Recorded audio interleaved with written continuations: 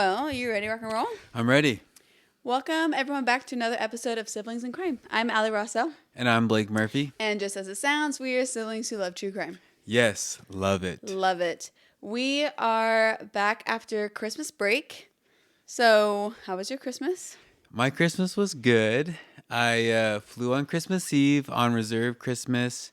And then we did our family Christmas on Friday. True. Went to the Burger House, of course. If you're from Arizona, you probably have heard of it before. My captain today never heard of it. Oh, your captain's stupid. I said, sorry, Globe is not that far. It's worth the drive. Yeah. I was like, you haven't been to Globe, Arizona? Yeah. Born and raised. Just kidding. Just born. I think they legit went up and birthed you and came back down. They did. Birthed you? And then I went to the All Mill with some friends. They were on a date, and I just seventh wheeled them. Seventh wheeled. Yeah. So that's a good wheel. Yeah. Nothing wrong with that. Well, very nice. Yeah, Christmas break was awesome. So sorry that we are late to this. It's our only week that we have missed an episode. But never intentionally again, because we're with our family, and that's okay. That's the only week ever allowed. Yeah. So we are back, and actually, it's officially 1 year of our podcast. Let's go. Woo! Maybe I should put like fireworks. Yeah, do Woo! it. Cheering, celebration. So we're super excited. It's been 1 year. It's been so much fun thus far. We're excited for year 2, 2026. I got to remember to put season 2 on the episode. So I'm excited. This week is going to be part 1, meaning next week. Part 2. Two-parter. It's a two-parter. That's right. Originally, I was thinking we can get them both out this week, but I think it'll be better to have it out next week. Maybe this is the year of a Patreon. That'd be sweet. That'd be sweet. Hopefully people will spare some change. Yeah. For the poor. Yeah. I just have to We're start just lonely writing. pilots. Yeah. Yeah. That means I got to get down to work. Hannah's looking forward to helping us this year, so. Awesome. Hannah's the best. Fund Hannah. Fun Hannah. So, anyways. Did you hear what I said? Fun Hannah. I said fund. Oh. I was like, what? Fund Hannah, yes. Help us be able to pay for Hannah's help. That'd be great. Yeah. She deserves maybe it. a little bit more. Yeah. Get a Christmas bonus. Right. A little extra something. That's funny. Well, we don't usually have this long of intros. Yeah, sorry. But we had some extra special things going on this week. Anything else before we move on in? No, we're actually on live right now, just for fun. Yeah, we can't see anything over there, so hopefully people are, just loving this. Yeah, look at that. And I then bet Brett's liking it up for us, so that's nice of him. Yeah, Brett's real for that. Love you. So, back to the episode. You ready to get into it? I'm ready. All right. No one knows her name when she's found. It's already daylight when a utility worker notices something wrong at the edge of a quiet Miami cul-de-sac. At first, it doesn't even look like a person, just a shape in the weeds, motionless, discarded. When he gets closer, he realizes it's a woman, naked, bloodied, barely breathing. Emergency crews rush her to the hospital. Her injuries are catastrophic. A shattered eye socket, severe head trauma, signs of a violent sexual assault. Doctors aren't sure she'll survive the night. Police arrive with almost nothing to work with. She has no identification, no purse, no phone, no witnesses. Whoever left her here didn't just abandon her, they stripped her of everything that could explain who she was and where she came from. So for hours, she only existed as a Jane Doe. As doctors stabilize her, detectives try to reverse engineer her life. They look at where she was found and work outward. Nearby hotels, airport traffic, missing person reports, nothing. But the break doesn't come from database when it happens. It actually comes from her directly. When she briefly regains consciousness, she can't speak. Her injuries won't allow it. So the nurses hand her a pen and paper. Her movements are slow and painful, but she writes anyways. She writes her name, Inna Budnystka. And today I'll be telling her story. Whoa. You ready? I'm ready. Let's roll.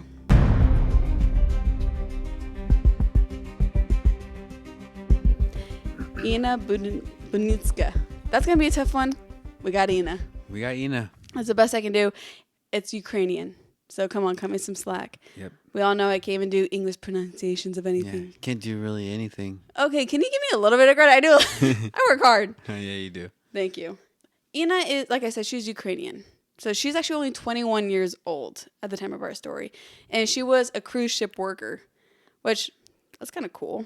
That is very cool. Yeah, I feel like that's a pretty good job. Have you ever heard of, what's the thing called? It's like they're like a private yacht below deck or something like that, like something below deck. I have no idea. And it's like a reality TV show about people, like the workers on a yacht. No way. And they like hook up and then they get mad at each other and they That sucks. Fired. They're in like a mile range of each other at all times. They're like in like 30 feet. They're on a boat. No, that small of a boat? Yeah. How big is this boat you think it is? It's like a 120 foot boat. I was picturing a cruise ship, and I'm like, oh, well, you have like a long distance. No, it's a yacht. Oh, it's a yacht. Oh my gosh, that's horrible. Yeah. Keep going. Anyways, well, she's a cruise ship worker, and she had been injured on the job and was recovering in Miami. So they kind of put her up there so she can recover. She didn't know anyone in the city. She wasn't supposed to be here for long. So police contact the hotel that evidently she was in, and her belongings were still inside her room. She never checked out. The woman in the hospital finally has a name and a last known location. So we got her identified. But Inna can't remember what happened to her after she left the hotel. Her memory is fractured. Obviously, severe brain damage. Excuse me. Oh, dang it. I shouldn't drink soda anymore. We can't crop out burps. Yeah, we can. It's not for the life. Sorry, folks. I burp a lot. But she can't remember much at all. Like, her memory is like inconsistent. First, she's like, oh, I was attacked in my room, and then it was in the hallway, then it was outside, and so very unreliable memory. All investigators know is this: at some point after she left her room, someone crossed her path and made an almost fatal decision. So yes, she survived actually this brutal attack by like the grace of God. It was like insane how she survived. But she obviously hasn't or wouldn't be able to write down the name of her attacker. She didn't remember what he looked like. And so they wanted to get more information, but she seemingly wasn't very helpful. And oddly enough, in addition to her name, she writes down one other critical thing, and it's the name and contact information of her attorney. So just imagine that she's in her hospital bed. People are like, she's in a coma type state. She wakes up, writes her name, next attorney's number. Sometimes I'm like, how many people have attorneys? I feel like they're always like, like you just have an attorney always, or. So they start asking questions like, why does she have an attorney's number by heart? What? Sugar daddy. Sugar daddy. Oh yeah, that's a good guess. Yeah. So they're ending like, also great, you have an attorney. That's already weird enough, like you said. And then she has the number memorized by heart. It's not like she's going through a phone and. How long ago is this? That's like so common back in the day. Yeah, that's a good point. Dad had like every person's phone number memorized and that he knew. What? Yeah, he'd be like, this person's number 48. He's so good with numbers, though. Yeah. I can't remember. I only remember our house number and our next door neighbor's house phone number. Those are the only numbers I still remember, besides our family. But you've had like 6 different phone numbers since I've known you my whole life. Yeah. Everyone will like text me and be like, hey, I've been texting you. You didn't respond. I'm like, oh, I got a new number. Yeah. And they're like, wait, why? I'm like, I just do that every once in a while. And you really do. It's actually a really good explanation, but I don't want to tell you because it takes forever. Okay, that's fine. But anyways, well, yeah, so this is early 2000s. This is like 2005, 2006 area. And so I guess it's not uncommon to have a phone number memorized. Mm-hmm. But I mean, how often are you in contact with your attorney that you haven't memorized? But we'll get to it. She is. Yeah, so she is. So before we go on, do you have any guesses yet? I know it's a little early. I'm probably going to like stop a few times to see what you're thinking, but. I do have a guess. Oh, okay. I'm not going to tell you yet. Why? Because I don't want to spoil it. Okay. Remember I had to write it down? Yeah. I wrote down in my brain. You're such a smart brain. Yeah, keep going. All right, hang on to it. Well, detectives call the phone number, as you can imagine, and they learn the attorney's name is Mitchell Lipcon, and he was a maritime lawyer. I was like... Maritime? Yeah, I was like, what is that? Maritime? M-A-R-I time? Anyways, so I was like, maritime, whatever. Looked it up. Basically, it's like the body of laws governing activities on ocean, seas, rivers, etc. Yeah. Basically marine. Okay. Shipping, navigation, injuries, offenses at sea. Basically, because no one really owns the ocean, whichever the ship's flag is, then they like figure out all that stuff. So that makes sense. Marine, whatever. Yeah, that sounds like a rough one. Occupation. Yeah. Yeah, I don't know how they would figure that stuff out. I've always wondered about that because you see people like go missing on cruise ships or like things happen on cruise ships. And I'm like, who's solving that? Because you're in the middle of nowhere, like no one's jurisdiction. Yeah, that's why it's like they go unsolved a lot because no government wants to take ownership and like investigate because it costs money. So evidently it's highly determined on the ship's flag, but I guess guys like this are involved. Interesting. Yeah. Well, then it kind of makes more sense why she has his phone number. So this is when Inna explains through her pain that she obviously, like I told you, works on a cruise ship and she was injured on the job. And so this is like her lawyer representation. And he's the only person that she knows in the United States. And so he's the only one that she knew to call because she's from Ukraine. So she's like, I don't have any connections here. This is the only guy I know here. And this is why I have his phone number. So that makes sense. But doubt kind of still lingers for these guys because they actually start kind of wondering, and this isn't like heavily documented in like sources as reliable theories. Reliable series, theories. But they start kind of wondering, like, could this be staged? Like a con, maybe a scheme tied to some money or litigation type of stuff. Because how come she can't remember a single thing about her attack? And then she has a phone number memorized on hand. Well, maybe short-term memory that she lost, not long-term. Yeah, I mean, she wasn't in Miami for long because she had just gotten injured. So it's not like she was staying at the hotel for months. Yeah. So the idea doesn't seem to be spoken about much, but they are definitely wondering, like, could this be fishy? Yeah. What is going on here? Exactly. What is going on? What's that from? The crazy frog is coming. That's what it's from. What's going on?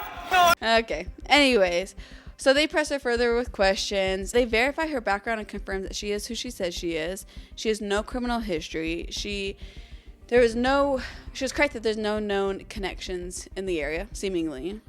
Nothing about her life suggests that she was like into fraud and was like trying to pull some weird stunt. But with Inna unable to clearly explain what happened, investigators turn to something that doesn't forget. What would that be? Your phone. Surveillance. Yeah. Camera. Not her phone, though. Footage. Yeah. Hotel footage. True. They probably don't have cameras on phones back in the day. Yeah, you got the brick. True. You got the chocolate. Okay. Yeah, way to bring that up again. Did you not have a camera on that phone? You probably did. I don't remember. Probably did. Yeah, probably did. Anyways, so she was staying at the Miami Airport Regency. Regency. Is that even how you say that word? Regency? Just keep going. That makes sense. Yeah. So that place is covered with cameras, like the lobby, elevators, entrances. For detectives, it was like a gift from God. They're like, oh, we got the whole thing on camera for sure. And sweet. What happened? Surely it's on camera. So they book it over there. They begin reconstructing Inna's final known hours. On the evening of February 20th, 2005, she went out to dinner with a friend in Coconut Grove. First off the bat, I was like, no known connections, and she's going out with a friend in Coconut Grove. However, it seems as though she may have been like a coworker, like not a close connection, but they're getting acquaintances. Yeah, so maybe that's why she wasn't labeled as like a close friend. Maybe she like has very strict definitions of friends. She's like, that is not my friend. That's where I draw the line. I know her, but I don't. She's not my friend yet. I know. We have to go out to dinner a few more times before I call her a friend. Yeah, maybe that's the case. But I mean, obviously, there's not like, I don't know. So, for whatever reason, I guess that this person was talked to though and cleared. But the dinner seemed uneventful. It was like shortly after midnight when she takes a taxi back to the hotel. So they live in that late night. I was like, oh my gosh, midnight? They're in Miami. Miami, true. Yeah, so I was like, oh my gosh, midnight, that's a late dinner, until I keep learning more about the case, and she's going out 3 a.m. Her night's not over yet. Oh. Yeah. In the early morning hours, cameras show her moving calmly through the building. She doesn't look stressed. She doesn't look like, her body language isn't like nervous or tense in any way. She's not arguing with anyone. Nothing to point that she was in any kind of Danger. Yeah, exactly. At approximately 3:33 a.m., early, she leaves the hotel. Based on surveillance timing and later corroboration, investigators determined she went to buy a phone card so she could call her mother in Ukraine. So I guess there was like a convenience store across the street, and it seemed like it lined up because only 7 minutes later, at 3:40, she returns to the hotel. After that, the footage stops telling a pretty clear story. Investigators know she does not walk out of the hotel again. Okay? She never checks out. Her belongings remain in her room. And yet by 8:30 a.m., she's found unconscious in a vacant Miami cul-de-sac nearly 8 miles away. So, police examine key card records. They study timestamps, and that's when things seem to get even more suspicious and things start to pop out. Okay. Get this. Investigators quickly zeroed in on what appeared to be like a troubling gap in their timeline. Surveillance footage showed that Inna returned home from the hotel, or returned back to the hotel at 3:40 a.m. She goes through the lobby, she goes over to the elevator, but the electric key card that shows like when she got into her room says that it doesn't buzz or whatever for another 20 minutes. So like, okay, there's a 20-minute gap. Go ahead. No, I was just thinking. You look like you're really thinking. So they're like, okay, it doesn't seem like there's cameras in the hallways. So the furthest we get is to the elevator, and then you don't see anything beyond that. So it's like she took 20 minutes to get from the elevator to her room. Did she stop by somewhere? Is she on there later, like hurt? Or is it just a gap? There's just a gap for that 20 minutes. Cool. But seemingly, she never is on camera ever again. Oh, so she didn't get back into her room. It's not like, well, we didn't see her on camera in her room. We didn't see her leave the hotel. So it's like, okay, there's a 20-minute gap between the elevator and her hotel room checked card, and then nothing after that. So they're wondering, did she know somebody? Did she go to someone else's room first? Did she hang out and call someone? I don't know. Like, what was she doing those 20 minutes before she got to her room? Oh, so she did get back to her room. They're assuming. I mean, the key card went to Oh, her room yeah. 20 minutes later. So it might be someone else It that they might- don't recognize. Right. I mean, They're not looking for. they're not looking for it, right? But then, so that question alone is weird enough. Like, what was going on between the elevator and then the key room buzzed or whatever? But then the other question being, okay, she's never on camera ever again. How did she leave the hotel? That's the next question. Yeah. So they're wondering, was she attacked by someone she knew? Was it a crime of opportunity? And Was she doesn't it a remember robbery? anything. And she doesn't remember. She has one story that she was in her room and she said that multiple people attacked her and dragged her out and all. Like In her room? Yeah. So it's a very spotty and unfortunately pretty unreliable. Yeah. Have your thoughts changed since the last time I told you your book? Let me guess. You still on track with the same thing? No, but I really don't know what it could be. Mm-hmm. I'm thinking that it's some kind of fight with maybe someone, and yeah, that's about all I got. Okay, a fight. Yeah. I don't Well, know. that sounds right because she was really beaten. So Yeah. you're onto something. Look at you. You're a pro. I True really crime. don't know what it could be. Yeah. That's what this makes this case so interesting is how many questions there are. So they investigate the hotel night manager. On video, they're seen, or Inna is seen chatting with this guy, and they're hanging out in the lobby, seemingly real friendly. Spoiler, DNA rules them out right away. Right. Well, that was a bummer. I know. I got you all worked up for nothing. Yeah. So they start going into the hotel employees and be like, well, you got to start interviewing all these guys. Yeah. Despite the cameras, despite the data, the case still stalls. Despite who they talk to, nothing is pointing them in any direction. And the footage shows like her last movement, but it doesn't show how she disappeared or where she went. As the case slows, pressure begins to build. Or how she gets back into her room. Or if she was even the one that got back to her room. True. But the lock was hit. Yeah. So we know the key card hit it. Was she robbed? It doesn't seem like she really had anything on her.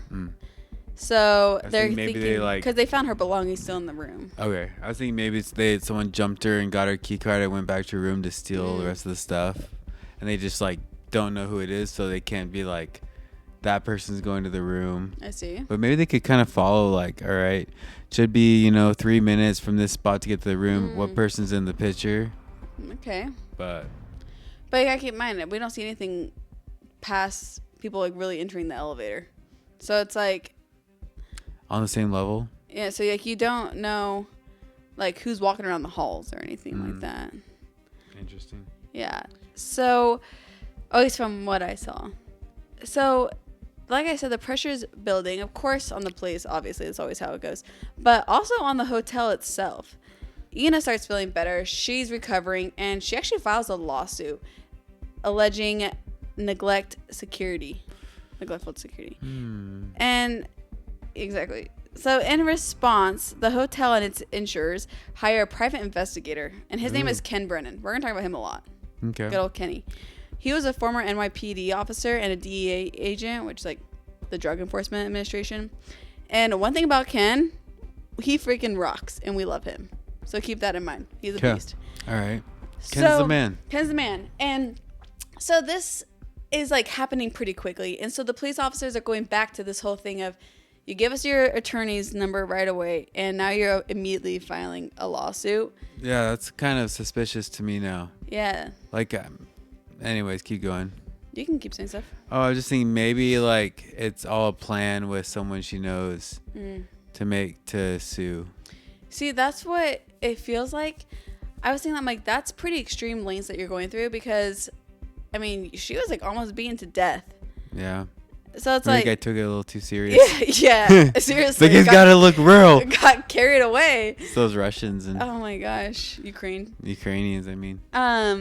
Yeah. So it's still looking weird, like how fast she jumped to that. But this actually changes how the whole case goes because, like I said, Ken is a freaking beast, and he's expected to like just his goal or what he's hired for is to protect the hotel. Yeah, but he doesn't. Really? No. Oh. No, he does. At the same time, well, he's supposed to find evidence that weakens Inna's claims that they had like bad security, which I back him up because like there's so many like cameras and there's so much footage, so it's like it doesn't seem like they have bad security. Like cameras were actually working, the key card was actually working, which never happens. Yeah, so their whole goal though is like, hey, maybe there's evidence that suggests she was attacked somewhere else and it's not our problem. Yeah. And maybe that will shift the liability away from the property. So that's why Ken's hired. Like, this is your job. Make sure it didn't happen on our property. Please. Yeah, pretty please. We'll pay you a lot of money. So instead, though, I mean, Ken does that, but he begins to get fixated on the whole case as a whole. He's like, the whole case as a whole. The whole case as a whole. How does a woman vanish from a hotel saturated with cameras? Where was she found? She was 8 miles away in a cul-de-sac. Oh, a vacant cul-de-sac. That's weird. Yeah. I don't remember that part. That was the intro. Oh. Do you check out during the intro? I feel like you always ask questions back to the intro. Yeah, okay. Well, and I've actually mentioned it twice. But anywho. So Ken is looking vascular, by the way. I'm very happy for you. Blake looks great. He's losing weight. He's a High Rocks guy now. All right. Anyways, continue. Anyways. Thanks for saying that. Yeah, I got you. Anywho. So Ken becomes very fascinated. He's like, yes, my job is to protect the hotel, but obviously there's more to this story.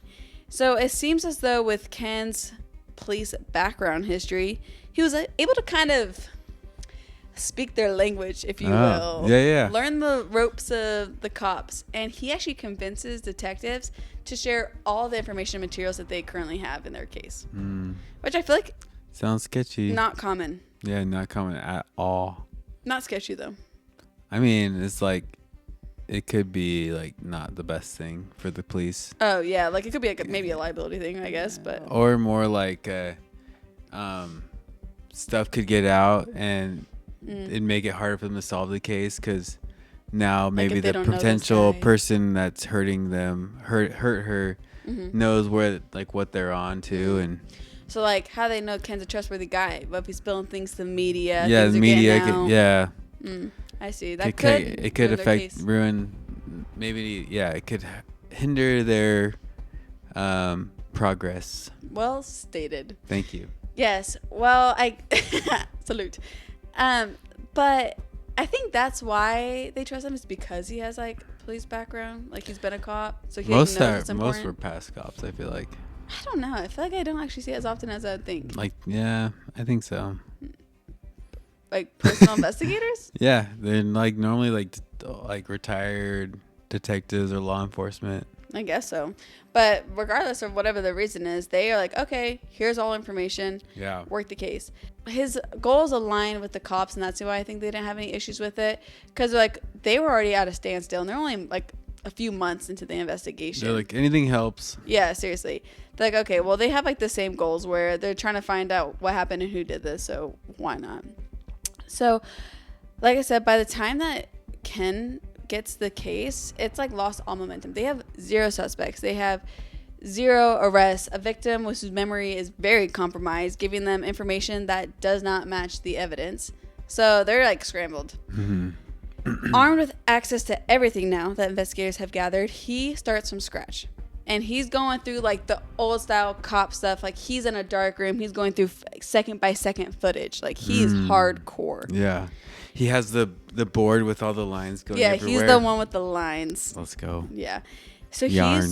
exactly. He's watching this footage from a different point of view. Because everyone's like, okay, we know what happens. This happens. She goes in the elevator. We don't see her anymore. And they kind of like leave it at that. But he's going through it so meticulously.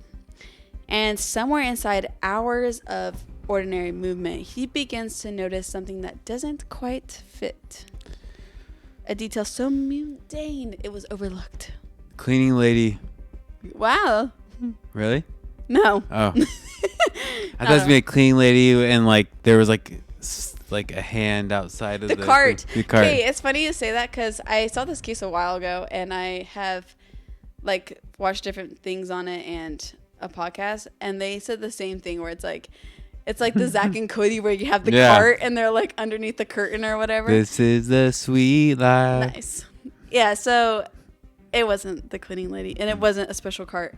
What he finds first off the bat, that gap has shaped every theory that the cops have come up with. Actually, the cops even came up with different things, like maybe she was lowered from a window and like, but then like the bushes weren't disturbed under the window, or like maybe she was taken to the roof and there's no evidence. They're trying to think outside of the box, but they're thinking too outside of the box. They're going crazy outside that box. They're running laps around it. Yeah. And so like that's not making much sense. So it's the reason detectives believe she vanished inside the hotel, like this 20-minute mark. So Ken just decides, I'm not gonna look at that 20-minute mark. I'm gonna ignore that and not base my theories off this 20-minute mark. Instead, he's like, that's truly thinking outside the box. That's what thinking outside the box really looks like. So he's like, decorated veteran. Exactly. Of the law. He knows what to do. He goes, what if that gap isn't real? Okay. He starts checking the systems themselves, not the footage, but the clocks like in the footage. And like the elevator cameras, the lobby cameras, the Ken's key a card genius. Each one runs independently and each one has its own internal time. That being said, when Ken compares them, it clicks finally that the elevator camera's timestamp is more than 20 minutes behind the hotel's computer system that logs key card access. So the clocks were never synchronized from the start. Yeah, so she never went back to her room. I mean, the key still did the key card, but it wasn't a 20-minute gap. Yeah, that's what I'm saying. Yeah, so it seems like maybe she went straight there. Yeah. Yeah, exactly. So that means that these missing minutes that they spent there in, like, the investigators spent months on. That's like the whole focus was looking at these 20 minutes. That never existed. She didn't disappear between the elevator and her room. So Inna didn't wander the hallway. She didn't just disappear. She didn't have an unexplained window of time where literally anything could have happened. She went straight to her room almost immediately after returning. And I can't imagine Ken. He's like probably in a dark room watching footage and was like, that's it, you know? Yeah, I just like, imagine. It's like he saw something, but it doesn't help anything. I know. He's like, what does this mean, though? Yeah, I would be going crazy. Yeah, I don't think I could be a detective. It's like so, like such slow, like. Yeah. Once you figure something out, it'd be sick, but. That's like kind of rare. Yeah, like years you're like just looking at the same footage, you're like have it memorized. You're like, what am I not seeing? That'd be so hard to look at it from a different perspective. Yeah. Yeah, but it was so funny because I just like imagine, and like he's not even like with the police department, so he's not like he's calling his buddies like, guys, you know, it's like, yeah, this is great, but not telling anybody. Anyways, I just thought it was kind of funny. So suddenly Inna's fragmented memory loss looked less suspicious, and like, okay, there wasn't like this weird time frame that she's just forgetting. The early theories lose their footing, and the idea that someone like that she somehow just like slipped past cameras begins to crumble. So with the timeline corrected, Ken moves methodically through the other leads police had already explored. They don't see her. She's left and she never came back. Correct. So there's she's not a gap. Hospital or hotel is good. Mm-hmm. Oh, what? The hotel didn't do anything wrong. She got attacked outside the hotel. Do we know that? Yeah. How did she leave the hotel? I thought she went and got a phone to call her mom. She did. She came back. She went to the elevator, went to her room. Oh. And with the key card. So we saw all that happen, but there's just not a 20-minute gap from the elevator to her bedroom anymore. I see. So that's what, but then it's like, oh, that's great and all, but we still don't know how she just completely disappeared. Yeah. That's why they're throwing out the window Now thing. the cleaning ladies. Now the cleaning ladies involved. No. So with that timeline corrected, Ken is like, gets right to work. He's re-examining everything that they already brought up, including the hotel's night manager, a man with access, keys, opportunity. DNA had cleared him, but Ken double checks the footage anyways. He checks his movements, he goes where he's supposed to go, and he leaves when he should. Same with all the other employees. So he's going back through everything they've already done. He's not an employee. So it's not an employee. He looks again at the acquaintances Inna had at dinner. Acquaintance. Yeah, I guess it was only one. Yeah. Acquaintance she had at dinner and another dead end. He takes on the brutal task of fine combing every single person that ever... What? Nothing. You making fun of me? You're saying a saying, but you didn't say it right. Fine comb. Fine tooth comb. Yeah, okay. I don't know phrases. I just make them up as I go. Actually funny because I was playing with Tom today, you know, and I can't remember what I said, but he like repeated it back. I'm like, is that a word? I don't know. I just start making things up, I think. Yeah. And I obviously tend to do that a lot. But anywho, he goes through every single person, who's entering, who's leaving. Does anyone look weird? Who's got their, like, what looks normal, what doesn't. He checks if they went to the elevator. He follows them. If they left, he confirms where they went. He checked the families, the couples with carry-ons. Everyone's movement fit normal behavior. Everything was normal. Mm-hmm. Except one. What is it? Dun, dun, dun. Any guesses? I think the cleaning ladies. Oh my gosh, you're set on that. Yeah. Do you want to tell your guess before I move on?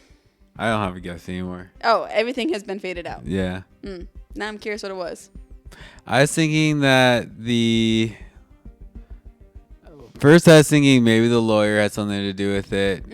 And then I thought she had come up with a plan to make some money. That's and what they I took was it a going little too towards. far. And now I think it's someone in the hotel. I don't know. Because I said someone in the hotel looks suspicious? No, I didn't hear that part. Okay. Well, at this stage, Ken doesn't know who he's looking at, only that someone's actions don't align with the rest of the building's rhyme and rhythm. If that's the phrase. What's going on? Let me tell you. Ken rewinds the footage again, this time focusing on a moment that had been logged many times, but never centered on. Inna returns to the hotel shortly after 3:40, like we said, from getting the phone card. She walks through the lobby towards the elevators, but she isn't alone. Now, this detail never stood out to anybody because it just didn't seem like a big deal.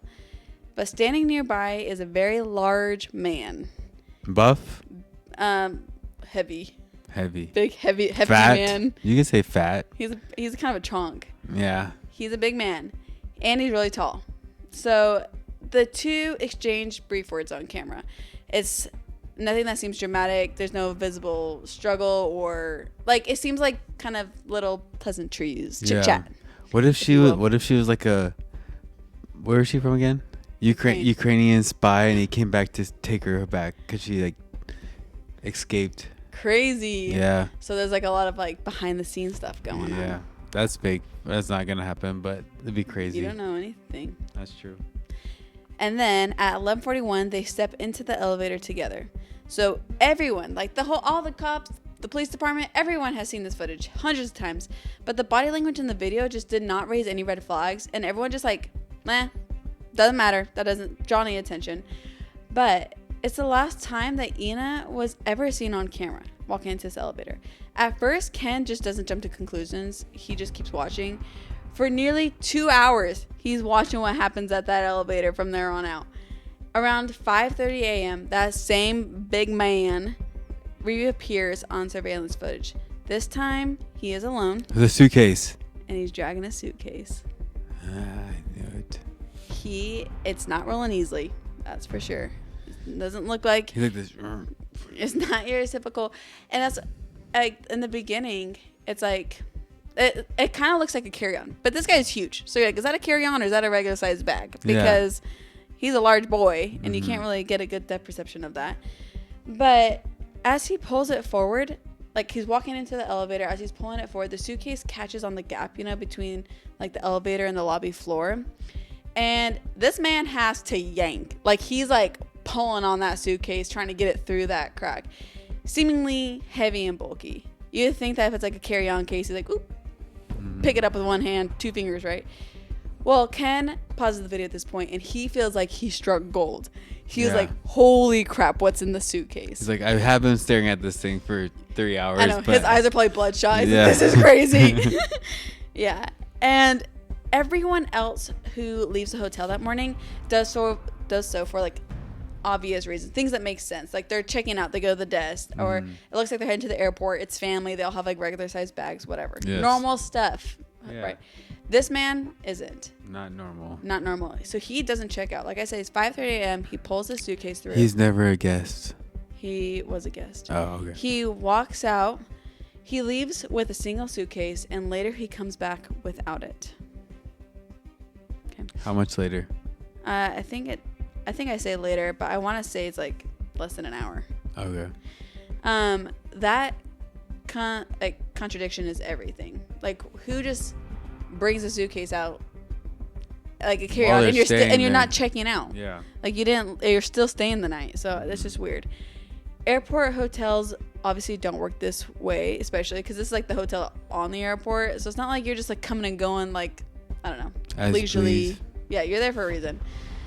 So Ken feels it in his bones. He's like, this suitcase ain't luggage. That's for sure. In his opinion, it's transportation. And the man on the elevators isn't just another guest who crossed paths with Inna by chance. He's the only person in the building whose movements don't line up with normal guest behavior. And Ken leans back, rewinds, watches it over and over, and he freezes it, but it is grainy footage, as you can imagine, as always. Mm-hmm. So now there's only one question left to answer. Same thing. Who is this man, and how did he disappear after walking out of the hotel with Inna Budnystka? And that's where I'm going to end part 1. Ooh. That's where I want to end it, because now we know there's a suspicious man. Yes. And next week we're going to go into part 2 of who this man is, how and if we find him. Yeah. And where it goes from there. Whoa.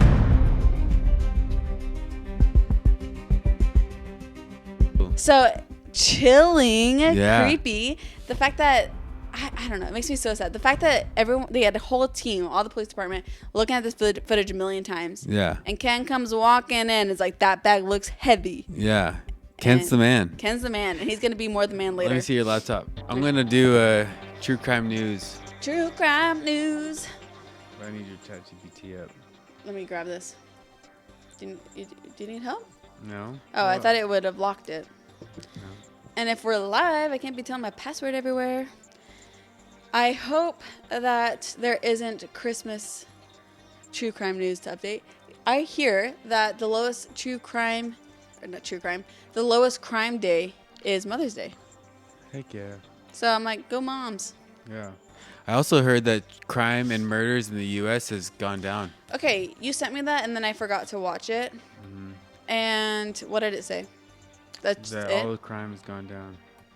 Maybe, do you think it's because, like, everyone's getting recorded all the time? No. I'll tell you what I think after this. Okay. All right, so